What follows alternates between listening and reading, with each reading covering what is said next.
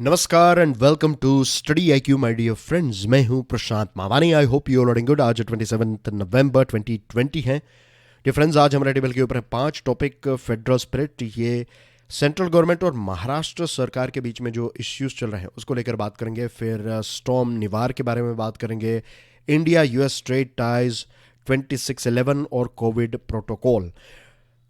अगर आप यूपीएससी की प्रिपरेशन कर रहे हैं तो स्टडी आईक्यू लेकर आया है एक डेडिकेटेड स्मार्ट कोर्स। भारत की बेस्ट फैकल्टीज ने मिलकर इस स्मार्ट कोर्स को डिज़ाइन किया है। ये आपको प्रीलिम्स और मेंस दोनों एग्जामिनेशन, दोनों की जो अलग पैटर्न है, प्रीलिम्स और मेंस दोनों की प्रिपरेशन में बहुत ज़्यादा मदद करेगा ये हमारा स्मार्ट कोर्स। 30 नवंबर तक ईएमआई की ऑफर भी अवेलेबल है। ज़्यादा जानकारी के लिए डाउनलोड करें स्टडी आईक्यू का मोबाइल एप्लीकेशन। आज के लेक्चर की पीडीएफ मैंने मेरे टेलीग्राम चैनल के ऊपर शेयर कर दी है, आप वहां से डाउनलोड कर सकते हैं। You can follow me on Facebook as well. अगर आज का वीडियो आपको पसंद आता है तो please hit the like button, lecture को दूसरे स्टूडेंट्स के साथ शेयर ज़रूर करें और हमारी चैनल स्टडी आईक्यू एजुकेशन को सब्सक्राइब करना ना भूलें। फेडरल स्पिरिट, फेडरल, कई बार जो नए स्टूडेंट्स हैं उनको शायद पता ना हो कि व्हाट इज़ फेडरलिज्म। बहुत ही सिंपल है, एक बेसिक चीज़ से आज के डिस्कशन की शुरुआत करना चाहूँगा। फेडरल सिस्टम का मतलब ये होता है एक ऐसा देश, एक ऐसी पॉलिटिकल सिस्टम जहाँ पर एक सेंट्रल गवर्नमेंट है और बहुत सारे राज्य हैं, प्रोविंसेस हैं। जैसे कि हमारे देश में हम स्टेट शब्द का इस्तेमाल करते हैं, कनाडा में प्रोविंस का इस्तेमाल करते हैं। तो प्रोविंस, स्टेट्स, ये सारी चीज़ों का सेम ही मतलब होता है। तो सेंट्रल गवर्नमेंट भी है और अलग अलग राज्यों में, अलग अलग प्रोविंसेस में स्टेट गवर्नमेंट्स या फिर प्रोविंशियल गवर्नमेंट्स हैं। तो this is called federal system. Okay. Union government कुछ स्टेट्स से काफ़ी नाराज़ हैं क्योंकि कुछ स्टेट्स ऐसे हैं जो सेंट्रल गवर्नमेंट के साथ, खास करके सेंट्रल गवर्नमेंट की स्कीम्स जो हैं उसके साथ उतना ज़्यादा कोऑपरेशन नहीं कर रहे हैं या फिर सपोर्ट नहीं कर रहे हैं। और देखिए, ये जब चीज़ हमें देखने को मिलती है कि सेंट्रल गवर्नमेंट ने कोई स्कीम लॉन्च की और स्टेट गवर्नमेंट ने उस स्कीम को इम्प्लीमेंट नहीं किया, तो इसमें नुकसान किसका है? नुकसान है उस पर्टिकुलर राज्य में रहने वाले लोगों का। भले ही सेंट्रल गवर्नमेंट बीजेपी की हो, स्टेट गवर्नमेंट शिवसेना की, जहाँ तक महाराष्ट्र की बात है तो शिवसेना है। वेस्ट बंगाल की बात करें तो जो हमारा ये कृषि को लेकर जो एक स्कीम है भारत सरकार की, तो उसको इम्प्लीमेंट, उसका डेटा और ये सारी चीज़ें प्रोवाइड नहीं की वेस्ट बंगाल गवर्नमेंट ने। तो ऐसे कुछ ऐसे राज्य हैं जहाँ पर उनके खुद के पॉलिटिकल डिफरेंसेस हैं सेंट्रल गवर्नमेंट के साथ, लेकिन इसका मतलब ये बिल्कुल नहीं है कि राज्य सरकारें जो हैं वो लोगों का नुकसान करें। इस पर्टिकुलर आर्टिकल में महाराष्ट्र के बारे में बात की गई है, लेकिन यहाँ पर हम कोई एक सरकार को टारगेट नहीं कर रहे हैं। इस एग्जाम्पल के माध्यम से हम समझने की कोशिश करेंगे कि इसमें नुकसान हम सब का है।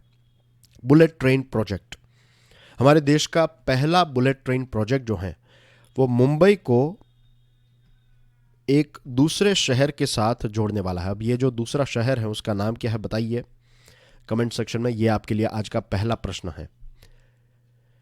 तो दो राज्यों के दो बड़े शहर, एक तो महाराष्ट्र का मुंबई और एक दूसरा राज्य है जिसका एक बहुत बड़ा शहर है, उसको ये बुलेट ट्रेन एक दूसरे के साथ ज्वाइन करेगी। ओके।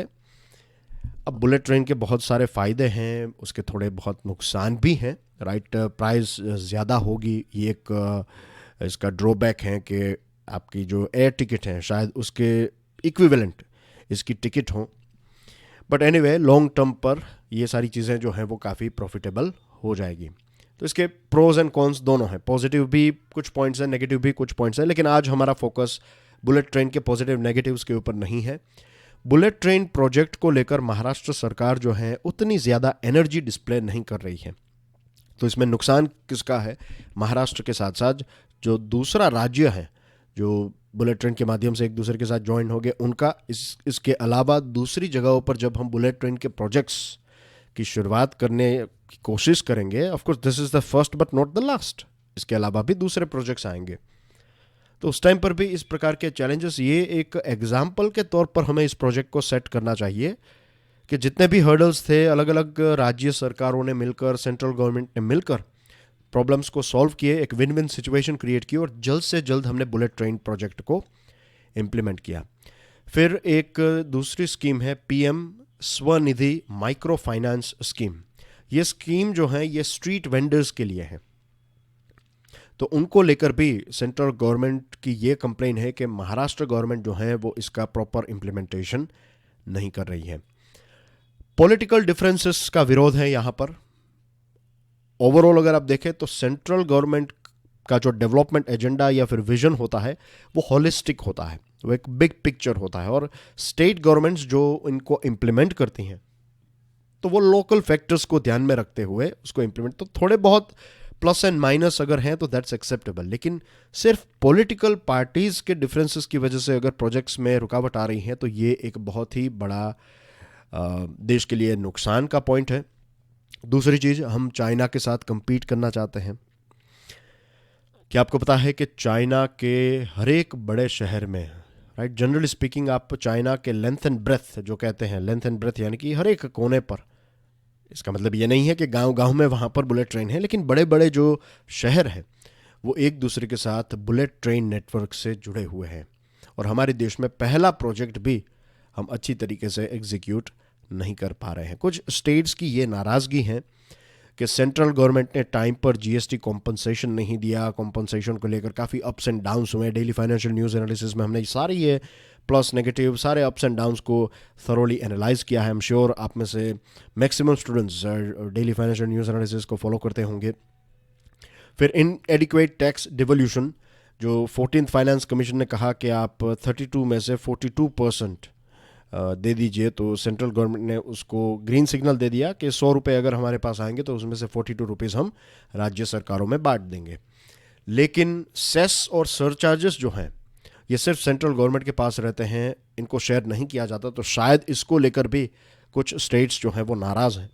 लेकिन इसका मतलब ये बिल्कुल नहीं है कि पॉलिटिकल डिफरेंसेस की वजह से डेवलपमेंट के जो प्रोजेक्ट्स हैं, जो स्कीम्स हैं, उनके ऊपर हम रुकावट डालें। Moving on to next item, storm warnings. ये द हिंदू का एक एडिटोरियल है। साइक्लोन निवार, आपको पता ही होगा कि तमिलनाडु और पुडुचेरी ये दो ऐसे एक स्टेट है और एक हमारा यूनियन टेरिटरी है, लेकिन टू मेक इट ईजी मैं कहूँगा कि दोनों राज्य, ओके। तो ये दोनों राज्यों के ऊपर इसका खतरा जो है वो मंडरा रहा था, और 26 नवंबर को इस निवार ने, साइक्लोन निवार ने पुडुचेरी को हिट किया। ऐसा लग रहा था कि बहुत ज़्यादा जान का नुकसान होगा, लेकिन अभी तक की रिपोर्ट ये कहती है कि सिर्फ 3 लोगों की जान इसमें गई है। लाखों लोगों को अफेक्ट करने वाला इतना बड़ा निवार जो है, और सिर्फ 3 लोगों की यहाँ पर मृत्यु हुई, तो ये एक प्रकार से आप कहें तो it's a good sign, right. ना के बराबर नुकसान हुआ। हाँ, प्रॉपर्टी, एग्रीकल्चर, इसका जो नुकसान है उसको तो रोका नहीं जा सकता, क्योंकि बहुत ज़्यादा तेज़ हवाएं चल रही थी और बहुत ज़्यादा बारिश हुई, तो इसकी वजह से ऑफ कोर्स क्रॉप में और इसमें नुकसान हुआ। लेकिन the most important thing is कि जान का नुकसान जो है वो ना के बराबर हुआ है। और इसके पीछे मेन रीज़न ये है कि आईएमडी ने बहुत सारे सैटेलाइट्स डिप्लॉय किए हैं। हमारी जो फोरकास्टिंग सिस्टम है वो काफ़ी इम्प्रूव हो गई है, ताकि मीन्स ओडिशा का जो आज से आई थिंक 20 साल हो गए हैं ओडिशा के इस बहुत बड़े साइक्लोन को, जिसने लाखों लोगों को नुकसान किया और 10,000 से भी ज़्यादा लोगों की आई थिंक मृत्यु हुई थी। इट वाज वेरी बैड, बहुत बहुत बड़ा नुकसान हुआ था। तब से लेकर आज तक भारत ने काफ़ी अचीवमेंट हासिल किया है। हमने काफ़ी सारी चीज़ें अचीव की हैं कि हमने अच्छी टेक्नोलॉजी का इस्तेमाल किया, और रोबस्ट टेक्नोलॉजी का इस्तेमाल करते हुए आज हम इस पोजीशन के ऊपर हैं कि हम पहले से ही हमें पता चल जाता है कि इतने दिनों के बाद यहाँ पर साइक्लोन फॉर्म हो रहा है, कौन सी इसकी डायरेक्शन होगी, कितनी इसकी इंटेंसिटी होगी एंड थिंग्स लाइक दैट, ताकि हम अच्छी तरीके से प्रिपेयर कर सकें। इसी के साथ साथ 2 डज़न एनडीआरएफ की टीम और डिज़ास्टर मैनेजमेंट के इक्विपमेंट जो हैं ये भी यहाँ पर डिप्लॉय किए गए थे, ताकि लोकल एजेंसीज जो हैं इनका इस्तेमाल कर सकें। दूसरी एक इंटरेस्टिंग चीज़ जो हमें कोस्टल एरिया में देखने को मिली है, ख़ास करके मैं बात कर रहा हूँ eastern coast, right.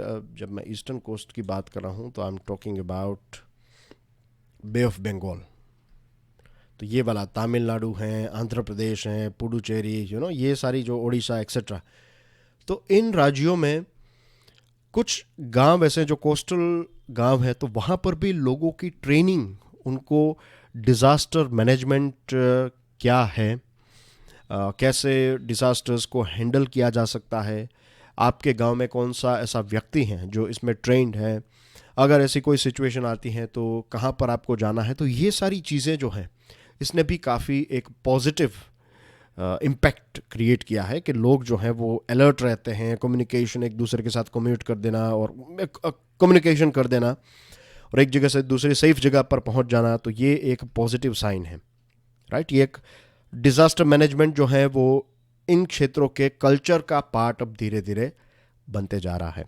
Of course after माथ अब ये निवार खत्म हो गया है, तो what we need to do is full assessment. कितना नुकसान हुआ उसका सिर्फ फुल असेसमेंट नहीं, इसके साथ साथ हमें यह भी देखना है कि कुछ जगहों पर फ्लडिंग जैसी सिचुएशन हुई। कुछ दिनों पहले जो हम टॉपिक के बारे में बात कर रहे थे, आपको ये तस्वीर याद आ गई होगी, आई एम टॉकिंग अबाउट वेटलैंड्स। याद आया आपको, हमने वेटलैंड के बारे में बात की थी।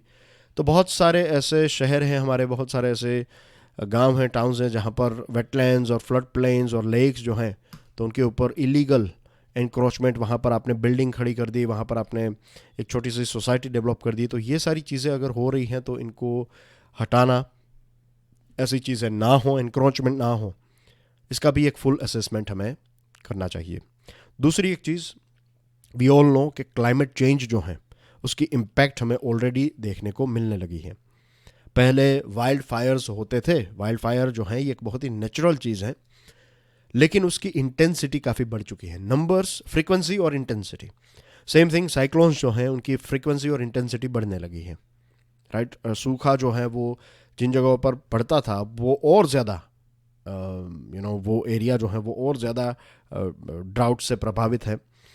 जिन जगहों पर बारिश होती थी तो वहाँ पर और ज़्यादा बारिश होने लगी है। तो ये पैटर्न जो चेंज हुई है, इसको लेकर हमें फ्यूचर को ध्यान में रखते हुए और क्लाइमेट चेंज को स्टडी करते करते हमें हमारी स्ट्रेटजीज जो हैं उसको कस्टमाइज करना होगा। That is the bottom line कि जो बदलाव हो रहे हैं तो इन बदलाव के साथ किस प्रकार के बदलाव हो रहे हैं उनको ध्यान में रखते हुए हमारे फ्यूचर के सिटीज़ और प्रेजेंट के सिटीज़ और प्रेजेंट के टाउन्स जो हैं उनको उस हिसाब से हमें ट्रेन और व्हाट वी से कस्टम करना होगा। Moving on to next item, it's about India and USA. आपको याद होगा, अगर आप इस लेक्चर सीरीज को रेगुलरली फॉलो करते हैं, तो मैंने कई बार बताया कि मिस्टर ट्रंप का जो मेन फोकस रहता था जब ट्रेड की बात आए, तो वो सिर्फ ट्रेड डेफिसिट को लेकर काफ़ी ऑब्सेसिव था, कि एक देश के साथ अगर उनका ट्रेड डेफिसिट है तो वो फिर, फॉर एग्जांपल इंडिया, तो इंडिया यूएसए को ज़्यादा सामान बेचता है compare to what we are buying from USA. तो मिस्टर ट्रंप हमेशा कहते रहते थे कि आप ट्रेड डेफिसिट को कम कीजिए, आप हमसे ज़्यादा सामान खरीदिए, हमें मोटरसाइकिल्स, ये जो हार्ली एंड डेविडसन हैं, तो वो हम ज़्यादा बेचना चाहते हैं, हम मेडिकल इक्विपमेंट्स आपके देश में ज़्यादा बेचना चाहते हैं, हमारे पास पेट्रोलियम प्रोडक्ट्स हैं, गैस और oil etcetera, petrol, diesel etcetera, तो ये सारी चीज़ें आप हमसे खरीदिए, राइट। तो ये चीज़ों के ऊपर उनका ज़्यादा फोकस था compare to investment. Trade deficit ही सारी चीज़ों को तय नहीं करता, एज वी ऑल नो। तो मैं फिर से उसमें नहीं जा रहा हूँ क्योंकि वो बोरिंग हो जाएगा आपके लिए भी। लेकिन अब बात आती है जो बाइडेन की। जो बाइडेन नेक्स्ट प्रेसिडेंट है, प्रेसिडेंट इलेक्ट उनको कहते हैं हम, और जनवरी में वो वाइट हाउस में ऑफिशियली प्रेसिडेंट का जो एक रिस्पॉन्सिबिलिटी है वो संभाल लेंगे। तो प्रश्न ये है कि बाइडेन के टाइम पर भारत और यूएसए के ट्रेड रिलेशनशिप जो है वो किस प्रकार के होंगे। इस पर्टिकुलर आर्टिकल में ये बताया गया है कि इतना कोई रेडिकल डिपार्चर नहीं होगा। रेडिकल डिपार्चर यानी कि इतना कोई ज़बरदस्त बदलाव हमें देखने को नहीं मिलेगा। हाँ, थोड़े बहुत चेंजेस हमें देखने को मिल सकते हैं। फॉर एग्जांपल WTO की बात करें, वर्ल्ड ट्रेड ऑर्गेनाइजेशन की। वर्ल्ड ट्रेड ऑर्गेनाइजेशन बहुत ही लेमन्स लैंग्वेज में एक ऐसी बॉडी है जो ग्लोबल ट्रेड के रूल्स एंड रेगुलेशंस को बनाती है और उनको इम्प्लीमेंट करने का काम करती हैं। लेकिन ट्रंप एडमिनिस्ट्रेशन ने WTO को वीक बना दिया। WTO का जो एक रिड्रेसल मैकेनिज्म है, फॉर एग्जांपल एक प्रकार की WTO की कोर्ट। तो आपको अगर कोई किसी देश के साथ कोई इश्यू है, राइट, अगेन मैं टेक्निकल चीज़ों में नहीं जा रहा हूँ, मैं आपको बहुत ही लेमन्स लैंग्वेज में समझा रहा हूँ कि WTO में एक कोर्ट है, और ये जो कोर्ट है, अगर आपको कोई यूएसए से कोई इश्यू है तो आप यूएसए को उसके साथ पहले नेगोशिएशन कीजिए। अगर नेगोशिएशंस में बात नहीं बन रही है तो फिर आप ये जो WTO की एपेलेट ट्रिब्यूनल है वहाँ पर जाइए और प्रॉब्लम को सॉल्व कर सकते हैं। लेकिन अगर कोर्ट में आप जाते हैं और कोर्ट में जजेस ही नहीं हैं तो क्या आपको न्याय मिलेगा? Of course the answer is no. तो यूएसए ने यही किया, जजेस के अपॉइंटमेंट को होने ही नहीं दिया। तो एक तरफ WTO वीक बन गया और दूसरी तरफ वो ट्रंप एडमिनिस्ट्रेशन जो है वो दूसरे देशों के साथ एग्रेसिव नेगोशिएशंस करने लगा, और प्रोटेक्शनिज्म और ये और वो सारी चीज़ें जो हैं वो उन्होंने की। तो ये एक ओवरऑल बैकग्राउंड है।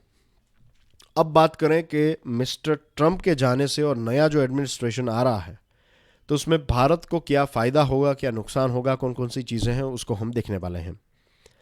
आपको यह भी पता होगा कि एक जनरलाइज्ड सिस्टम ऑफ प्रेफरेंस है, GSP। मैं थोड़ा इसके ऊपर भी बात करना चाहूँगा आपके साथ, क्योंकि हो सकता है कि आपको इसके बारे में ना पता हो, और अगर पता है तो ये एक छोटा सा रिवीजन हो जाएगा आपके लिए, तो बेयर विथ मी। GSP जो है ये यूएसए की खुद की एक फैसिलिटी है। यूएसए ने क्या कहा कि वे सारे देश जो गरीब देश हैं, जो लीस्ट डेवलप्ड कंट्रीज़ हैं, जो डेवलपिंग कंट्रीज़ हैं, उनके प्रोडक्ट्स वो यूएसए में बेच पाएँ,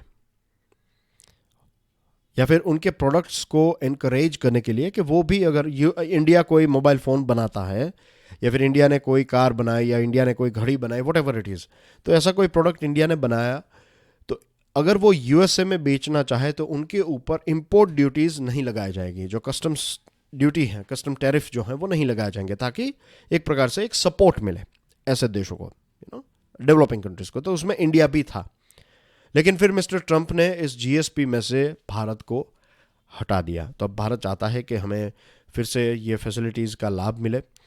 अब बात करें बाइडेन एडमिनिस्ट्रेशन की, तो दोनों देशों के बीच में नेगोशिएशंस में ट्रंप एरा के टाइम पर बातचीत चल रही थी।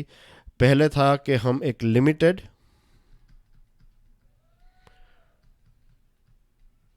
ट्रेड डील को साइन करें, right, limited trade deal. Limited trade deal के बाद हम एक प्रेफरेंशियल ट्रेड डील को साइन करें, और उसके बाद हम फ्री ट्रेड एग्रीमेंट की तरफ आगे बढ़े। तो स्टेप बाय स्टेप आगे बढ़ने की बात थी, लेकिन ये फर्स्ट स्टेप ही फिनिश नहीं हो पाया और वहाँ पर इलेक्शंस हो गए। तो 5 ऐसे डेवलपमेंट्स हो सकते हैं। तो प्रश्न ये है कि क्या भारत यूएसए के लिए ट्रेड को लेकर नंबर 1 प्रायोरिटी है? The answer is no. सबसे पहली प्रायोरिटी बाइडेन एडमिनिस्ट्रेशन की होगी कोविड-19 को कंट्रोल करना। यह बताया जाता है कि बाय टाइम जनवरी 2021 तक यूएसए में 2 करोड़ जितने कोविड-19 के केसेस होंगे। तो पहली प्रायोरिटी ये होगी। दूसरी प्रायोरिटी होगी कि उनके जो दूसरे पार्टनर्स हैं, जैसे कि यूके के साथ फ्री ट्रेड एग्रीमेंट, फिर एयरबस बोइंग का डिस्प्यूट जो है यूरोपियन यूनियन के साथ, तो इसको सॉल्व करना। फिर अभी RCEP साइन हुआ है, रीजनल कॉम्प्रिहेंसिव इकोनॉमिक पार्टनरशिप, तो इसका कोई अल्टरनेटिव ढूंढ निकालना। तो ये प्रायोरिटीज होगी। A bilateral deal will not lead to serious consideration of FTA negotiations anytime soon। जैसे मैंने आपको बताया कि अगर लिमिटेड ट्रेड डील होती है तो इसका मतलब ये नहीं है कि FTA जल्द से जल्द हो जाएगा, इसमें थोड़ा वक्त लगेगा। फिर दोनों देशों के बीच में जो ट्रेड पॉलिसी फोरम है, तो 4 सालों में एक बार इनकी मुलाकात हुई। तो अब बाइडेन एडमिनिस्ट्रेशन चाहेगा कि ये डिस्कशन और ज़्यादा आगे बढ़े, ज़्यादा मीटिंग्स हों, और धीरे धीरे करके हमें ट्रेड में कुछ उछाल देखने को मिल सकता है। बॉटम लाइन यही है कि चीज़ें इतनी इजी नहीं होंगी। अगर हमें लग रहा है कि ट्रंप साहब के जाने से और बाइडेन के आने से चीज़ें इजी हो जाएगी, तो ये इजी नहीं होगी। बहुत सारी चीज़ों के ऊपर बहुत जो व्हाट वी से द राइट वर्ड इज़ कि बहुत टफ नेगोशिएशंस होंगे दोनों देशों के बीच में। तो इट इज़ वेरी इंपॉर्टेंट कि दोनों देश जो हैं वो कैन डू एटीट्यूड को सेंटर पे रख कर कि हाँ हम ये कर सकते हैं, भले ही कितने भी हर्डल्स क्यों ना हो। दोनों देश जो हैं वो लिमिटेड ट्रेड डील, फिर प्रेफरेंशियल और फाइनली FTA के तरफ आगे बढ़ सकते हैं। ये कैन डू एटीट्यूड रख कर ही हम आगे बढ़ पाएंगे, और ये दोनों देशों के लिए हित में ही है। फिर बात करें 26/11 के बारे में, राइट। कल यानी कि 26 नवंबर को एग्जैक्टली 2008 में ये अटैक हुआ था, तो कल 12th एनिवर्सरी थी इस बहुत ही भयानक दिन की। 26 नवंबर को हम कॉन्स्टिट्यूशन डे के तौर पर भी सेलिब्रेट करते हैं, इज़न्ट इट। और उसी दिन पर हमारे देश के एक बहुत ही इम्पोर्टेंट सिटी मुंबई शहर पर आतंकवादी हमला हुआ। मुझे आज भी वो दृश्य जो हैं वो याद हैं। आई स्टिल रिमेंबर कि जब वो वीडियो मैंने देखा, वीडियो इन द सेंस के टीवी पर जब मैं देख रहा था ये न्यूज़, आई वाज यकीन ही नहीं हो रहा था कि this is going on in our country. और एक मेरा बहुत अच्छा दोस्त भी है, right, he is from Mumbai, और उनके साथ मीन्स वो इन शॉर्ट बाल जो कहते हैं ना कि बच गया, तो ऐसी सिचुएशन उसके साथ हुई थी। बट एनीवे, ऐसे बहुत सारे इंसिडेंट्स मुंबई के साथ, मुंबई 26/11 के साथ जुड़े हुए हैं। डॉक्यूमेंट्रीज भी आपने देखी होगी। और आज भी दुखद बात है, आज भी हमारा देश जो है वो टेररिज्म का ये जो एक इश्यू है उसके साथ जूझ रहा है।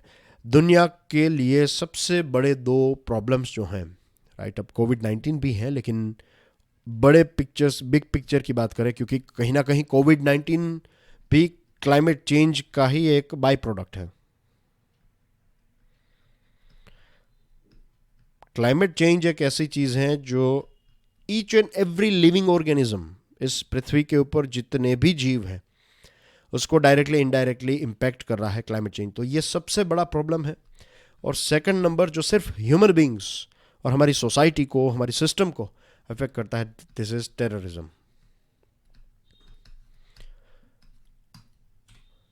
ये चीज़ ध्यान में रखिएगा। ये दो जो चीज़ें अभी मैंने आपको बताई ये बहुत ही इंपॉर्टेंट हैं। तभी आपको पता चलेगा जब यूनाइटेड नेशन की मीटिंग होगी या फिर SCO की मीटिंग या फिर ऐसी कोई भी मीटिंग्स जब होती है, तब टेररिज्म और क्लाइमेट चेंज की बात करते हैं, तब आपको ये समझना है कि इसकी गहराई जो है वो इतनी ज़्यादा है। This is called read between the lines, okay.